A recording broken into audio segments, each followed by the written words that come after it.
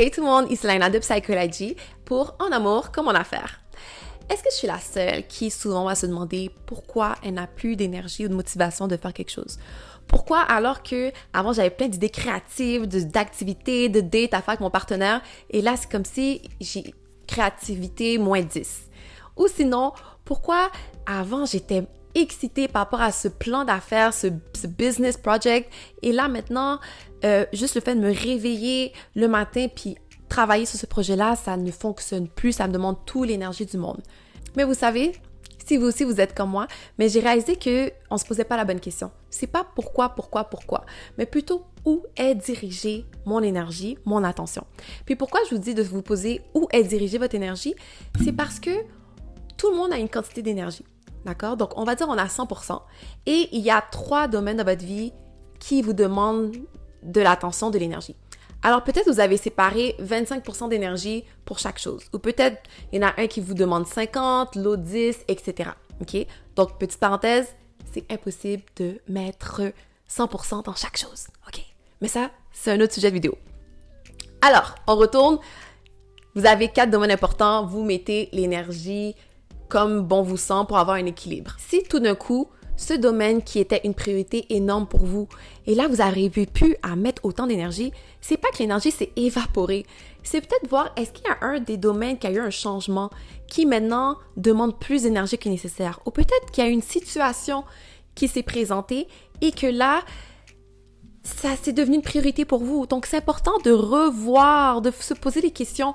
Où est dirigée mon attention? Et non pas juste se taper sur la main ou se culpabiliser parce que vous n'arrivez pas à avancer vos projets. Mais vous savez, quelque chose qui est vraiment important et que plusieurs théories sur la motivation ont pu découvrir, c'est que vous avez seulement de l'énergie à mettre sur quelque chose de nouveau lorsque vos anciens besoins sont répondus. Je vous donne un exemple au niveau personnel.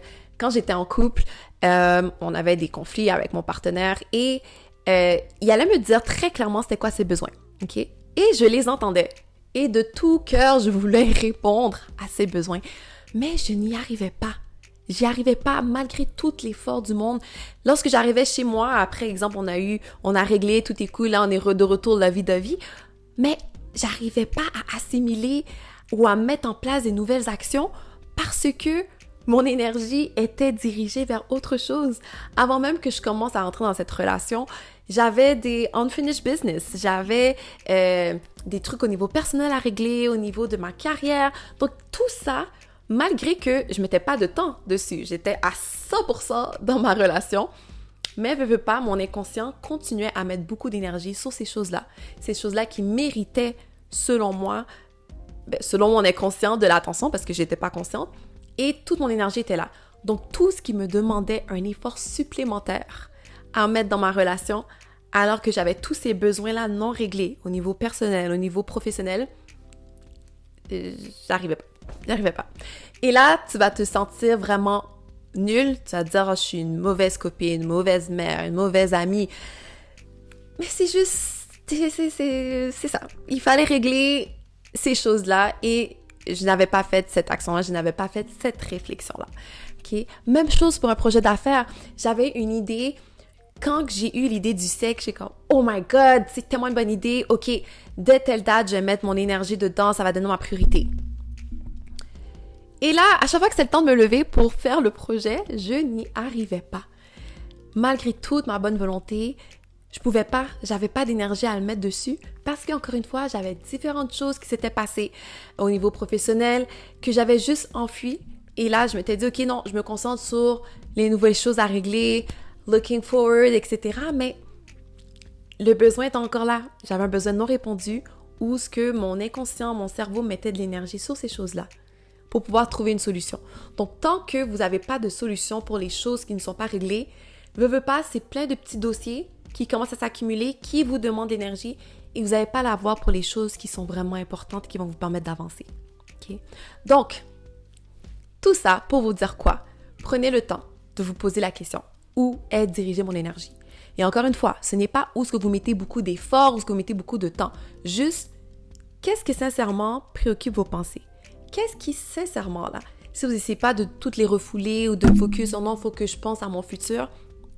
Est-ce qu'il y a des situations qui ne sont pas réglées? Est-ce qu'il y a des choses qui vous font encore mal? Est-ce qu'il y a des choses qui vous déçoivent? Moi, personnellement, c'était de la déception. La déception de différentes situations dans ma vie m'ont tellement gardé en arrière, prenaient tellement d'énergie et je ne m'en rendais pas compte. Jusqu'à temps que vraiment, je prenne pas de recul et que je me pose les bonnes questions. Donc, je vous invite à faire cet exercice de réflexion-là, de voir c'est quoi qui occupe vos pensées et de vous assurer de les régler pour vous permettre de pouvoir mettre l'énergie sur les choses qui vous tiennent à cœur, sur cette relation, sur ce projet, sur ces choses qui vont vous permettre de vous sentir épanoui, au lieu de mettre l'énergie sur des choses qui auraient dû être réglées depuis longtemps. Alors, c'est ce que j'avais à vous partager aujourd'hui, de voir comment que cet aspect-là, ma manière de gérer mon énergie, comment ça a eu un impact autant sur mes relations que sur mes projets d'affaires. Et j'aimerais vous entendre, parce que comme je vous ai dit, ce projet-là, c'est pour nous, pour qu'on puisse vraiment grandir ensemble, des expériences. Donc, n'hésitez pas à me partager. Vous allez avoir un lien dans ma bio pour écrire anonymement vos situations, vos questions, vos commentaires. Vraiment, ça me fait plaisir de faire un retour dessus dès la prochaine vidéo, dès la semaine prochaine.